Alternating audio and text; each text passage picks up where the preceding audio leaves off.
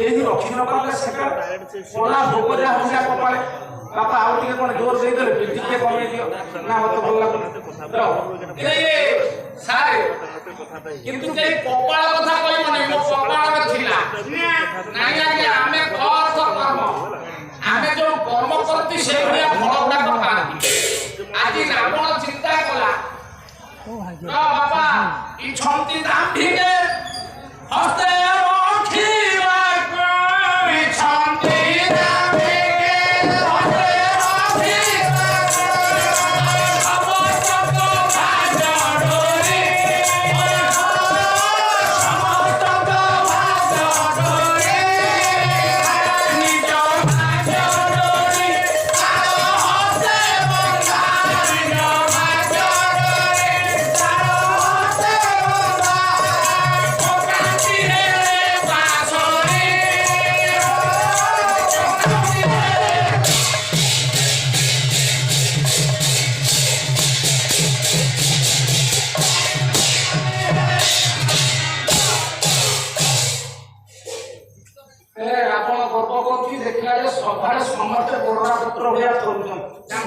भारी खुशी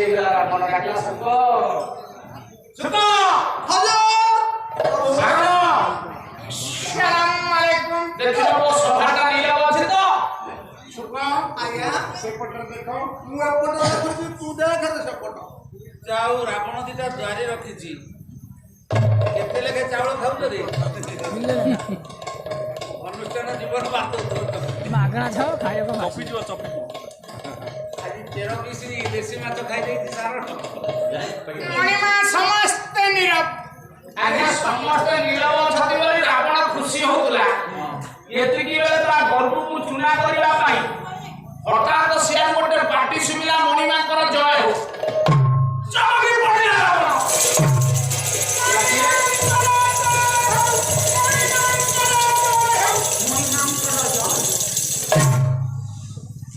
बापा एते बड़ समय के पार्टी कोन से कि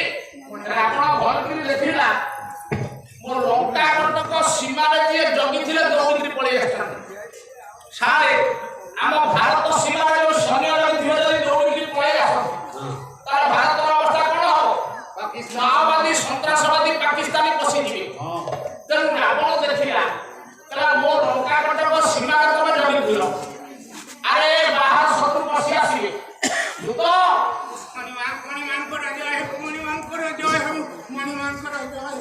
तमे तो एक सीमा छाड़ी आसिलो दुईरे दिन थरुच काईकी आगा दूत हाथ जोड़ी गिरला मणिमा संवाद मु देखि करी आसी गोटे एमिति दृश्य सेटा मु कहि दबाको आपन को आसी कोन केले ये पूर्व देवता सर्वरी भक्ता वार्ता दूत आगे गला प्रकाश अशोक बन्ने सशके थिबा बंधु सिंधु कुले प्रवेश केले अशोक बन्ने जो बहुटा कानुची तार बंधु राम सियासी समुद्र कूल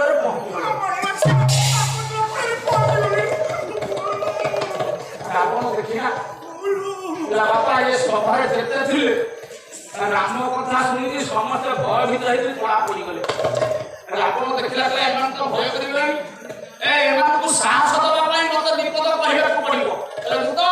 मारे कियास्ती अशोक बने कांदु थिबा बधु तांकर बंधु राम समुद्र कूल रे पहुंची गले समुद्र कूल रे पहुंची तो आगे एक देखो तुम अनुभव सुनै लेखा है कि हास्य रसरे हासी वासना दस देव रावण के हसी लागला समस्त मन के साहस आछो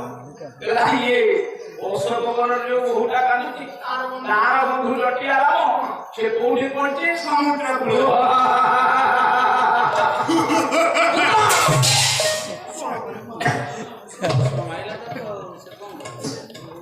से काहे के आसी जानी नारी बिहुने श्रेष्ठ होती तार नारी सेति पई शास्त्र कहछि नास्ति भार्या समान बंधु नास्ति भार्या समान गति नास्ति भार्या समान लोके हरे धर्म संग्राम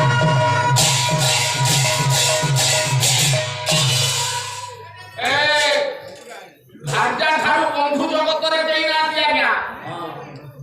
आपण बाध्यक अवस्था रे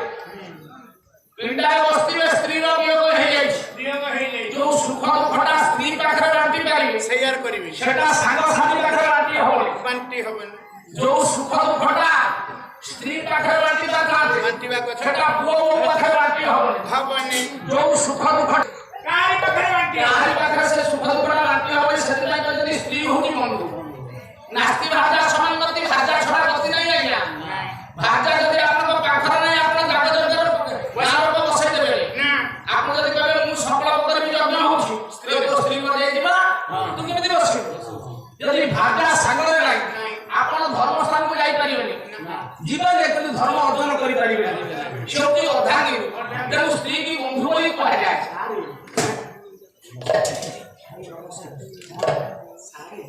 ବହୁତ ଦିନର ପ୍ରାଚୀନ ଅନୁଷ୍ଠାନ ବହୁତ ସାର୍ ମାନେ ଅଛନ୍ତି ପଣ୍ଡିତ ମାନେ ଅଛନ୍ତି ବାପୁ ମାନେ ମା ମାନେ ଅଛନ୍ତି କହିବେ ଏଇ ଯୋଉ ଭଦ୍ରକରୁ ଗାଁ ଆସି ଏଙ୍କର ଲିଙ୍ଗ ଜ୍ଞାନ ନାହିଁ ଲିଙ୍ଗ ଜ୍ଞାନ କ'ଣ ନାହିଁ ସ୍ତ୍ରୀ କି ବନ୍ଧୁ କୁହନ୍ତିନି ସାରେ ଆଉ ସ୍ତ୍ରୀଲିଙ୍ଗ ପୁଲ୍ଲିଙ୍ଗ କ୍ଲିବଲିଙ୍ଗ ତିନି ଲିଙ୍ଗ ଏ ସମଲିଙ୍ଗୀ କଥା ଛାଡ଼ିବା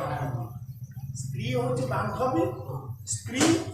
ୱାଇଫି ନହେଲେ କଞ୍ଚା ଓଡ଼ିଆରେ ଭାଞ୍ଚା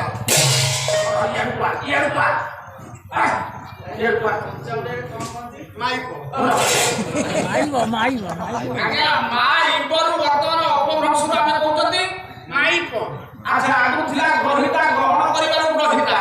ଏଠି ଅପଭ୍ରଂଶରୁ ଆମେ କହୁଛନ୍ତି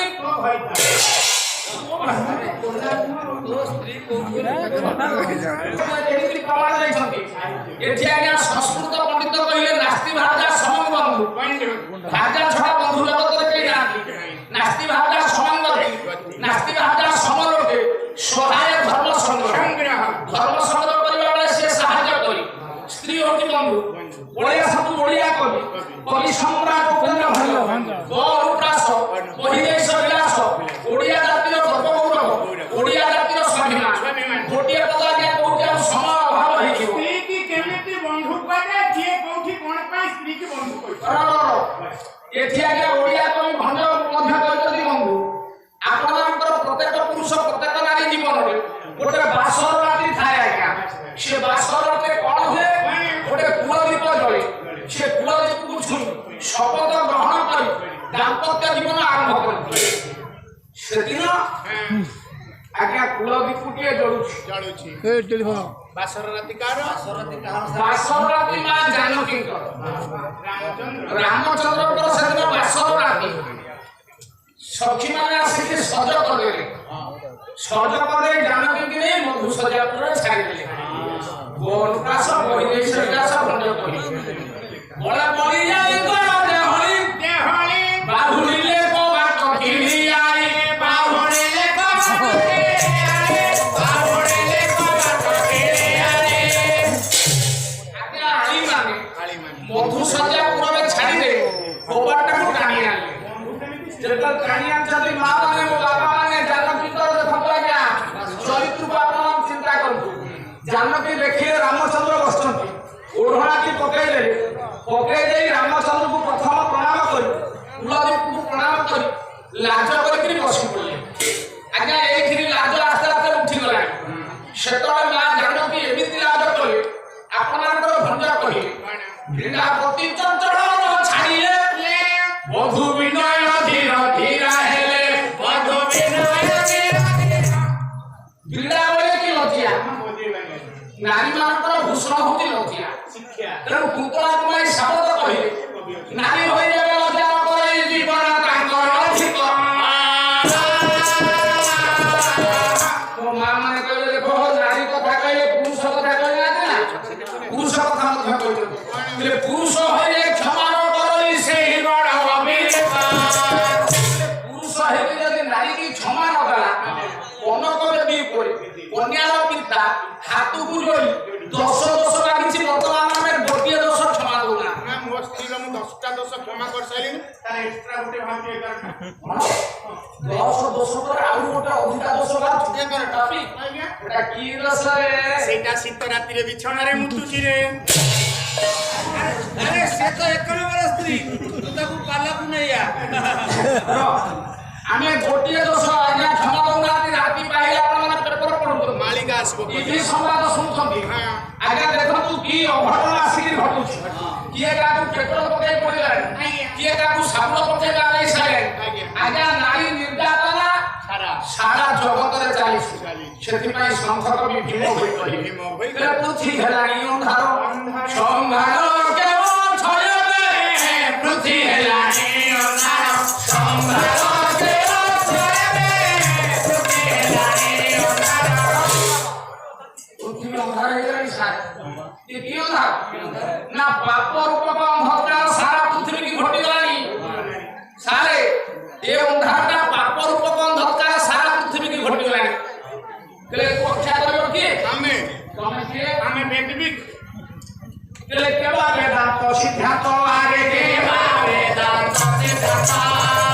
কেবা বেদান্ত সিদ্ধান্ত কেবা বেদান্ত সিদ্ধান্ত আরে কেবা বেদান্ত সিদ্ধান্ত কেবা বেদান্ত সিদ্ধান্ত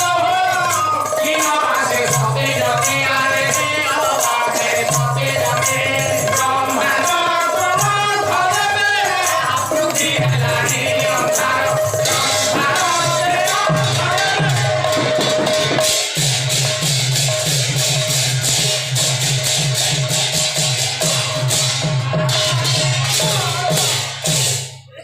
আজ্ঞা বেদবিতি পণ্ডিত মানে আসিলে বলে তুমি আলোক দেই পারিবনি ছাড়ি যদি গোটে জায়গায় অন্ধকার আজ্ঞা বলে যদি না গোটে জায়গায় অন্ধকার হলে আমি আলোক দেলে অন্ধকার দূর হয়ে যাব সারা পৃথিবী বাপর রূপক অন্ধকার ঘটি যাইছে ঘটি যাই বেদবিতি পণ্ডিত তুমি পারিবনি ଆମେ সিদ্ধান্তিক তুমি পারিবনি ଆମେ নাগান্তিক তুমি পারিবনি ଆମେ তুমি সতী নারী পারিবনি ଆମେ বলে কেহি পারিবনি ବ୍ରାହ୍ମଣ তুমি পারিবনি না ଶକ୍ତି ଲେଡିସ୍ না তুমি পারিবনি ତାର ପାରିବ সারে ଅନ୍ଧକାର যে বাপর রূপক অন্ধকারটা দূর হবে যেপরি ଏପରି মহাপুরুষ অতীত কহিলেন